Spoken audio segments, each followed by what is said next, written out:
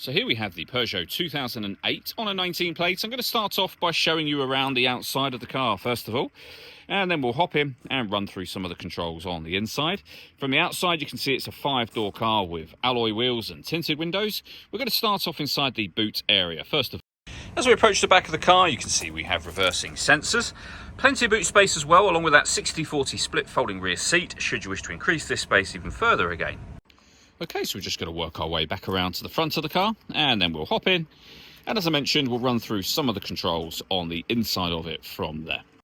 Just briefly before we climb in, I think it's well worth seeing the interior from this exterior point of view. There's plenty to run through on the dashboard, so let's hop in and we'll do that now. Okay, now that we're inside the car, we're going to start with the dials. Over on the far left-hand side, we have the coolant temperature gauge, then the rev counter.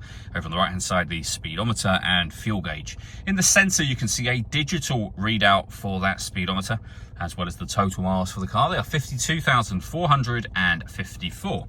If we back out to the steering wheel, we've got stereo and phone controls out here. Behind the steering wheel, cruise control and speed limiter. And then over into the centre, the main touchscreen. So we are on the vehicle application menu at the moment, where you'll see we've got Android Auto available and Apple CarPlay. Mirror link, so you can project essentially certain Peugeot friendly apps up onto this screen, and also Peugeot's connected apps.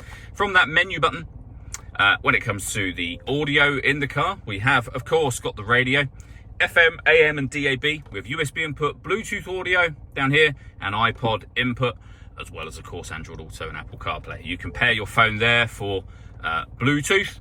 We have a built-in satellite navigation as well, and on top of all of that, a full colour parking camera with guidelines that show you what direction the car is headed in relation to the image shown on the screen.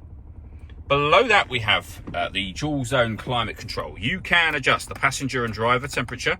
You can increase and decrease the fan speed. You can determine where you'd like the air to be distributed. When you're happy with those settings, that's your air conditioning on. Same button to turn it off again. Or you can hit auto. The car will now take full control of the direction of the air and fan speed to maintain those temperatures. Any manual adjustment will take auto off and allow you to put it back on your own settings here as well. We have deadlock, so you can lock and unlock the car doors. We have our hazard warning lights, of course.